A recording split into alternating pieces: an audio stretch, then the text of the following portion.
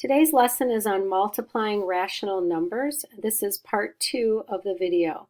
Today we will be multiplying fractions.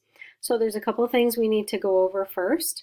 One, if you need to change a mixed number to an improper fraction, you will do that first. Then you will multiply the fractions. And you want to make sure you simplify the fractions first by using cross simplification. Basically, that's just reducing the fractions. And then finally deciding which sign the answer will be. Again, if you have the same signs, we will have a positive answer. If you have different signs, a negative answer. Okay, let's get started then with problem number 1. We have negative 6/11 times 2/3. Now, one thing that I mentioned up above is that you should change all mixed numbers to improper fractions. Well, we don't have any mixed numbers here, but we are able to simplify the fractions first using cross simplification. So let's see what I'm talking about when I say that. When you're going to use cross simplification, it has to be a numerator and a denominator that has a common factor. So you can see in this particular problem, if I look at this numerator 6 and this denominator 3, they have a common factor of 3. So we're going to divide both of them by 3. 3 divided by 3 is 1, so that reduces to a 1, and 6 divided by 3 is a 2.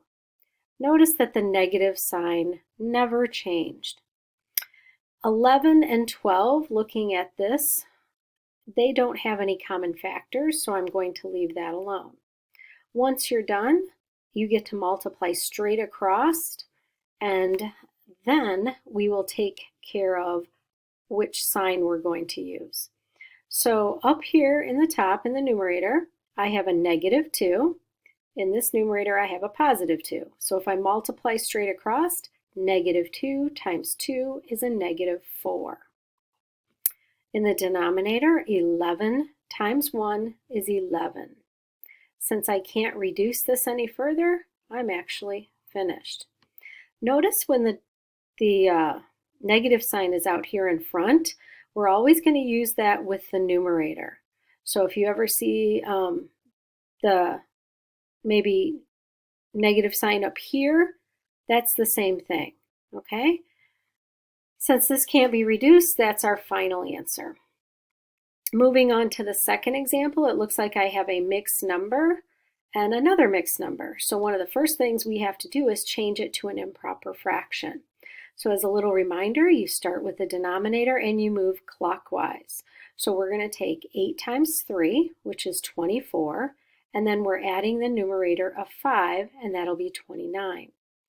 So my new fraction is going to have a numerator of 29, and you automatically keep that denominator of 8. We are going to multiply that by, up here I have a negative mixed number, so it's going to be a negative improper fraction when I'm finished. So let's take the denominator 5, multiply it times 1, that's 5, plus 1 is 6. And you keep the denominator. That is a negative fraction. From here, we can use cross simplification to look for common factors. So right away, I see the 8 and the 6. I do know that 2 goes into each one of them. So if I divide 8 by 2, I get a 4. If I divide 6 by 2, I get a 3. 29 and 5, they do not have a common factor that would divide evenly into either of them. So we're going to leave it alone. Again, I'm going to multiply straight across. This is a positive 29 times a negative 3. When you do that multiplication, you should get negative 87. Remember that a negative times a positive is always a negative. In the bottom, 4 times 5 is 20. You might recognize the fact that you have an improper fraction here. Improper fractions have a larger number in the numerator than they do in the denominator. So I'm just going to divide that 87 by 20. It will go into it 4 times. Since the fraction was negative, it's going to remain a negative. And I'm going to have 7/20 left over. And that's my final answer. Now, if you've forgotten how to do this division, 87 divided by 20 would look like this. If you're doing that long division, 20 goes into 80 exactly 4 times with 7 left over. So that's where I got these 7. And it is negative because we were multiplying, or we were dividing a negative number by a positive number. Okay, in the last example on this page, I'm just going to have you finish doing it on the video, but I do want to tell you, you are going to start by renaming that fraction. So this one will stay the same, and you're going to rename this one. Since you are multiplying a negative times a negative, you will end up with a positive answer. On the story problems that I have for you, I will set those up for you and then I will let you finish them on the video. A farmer has 140 bushels of wheat to sell at his roadside stand. He sells an average of 15 3/5 bushels each day. Represent the total change in the number of bushels he has for sale after 6 days. Okay. So we're going to take the 140 bushels of wheat that you see up there, and we need to subtract that from 15 3/5 times 6 days. So if he sells an average of this amount each day, and since they told us after 6 days we want to figure out how much he's totally sold, we need to do this part first, and then we're going to subtract it from the 140. So just to kind of remind you, since we have to do this part first, you're going to want to make sure you turn this into an improper fraction. You'll be multiplying the 5 times the 15 plus 3 more. So if I just go ahead and do that, 15 times 5 would be 75, plus 3 would be 78.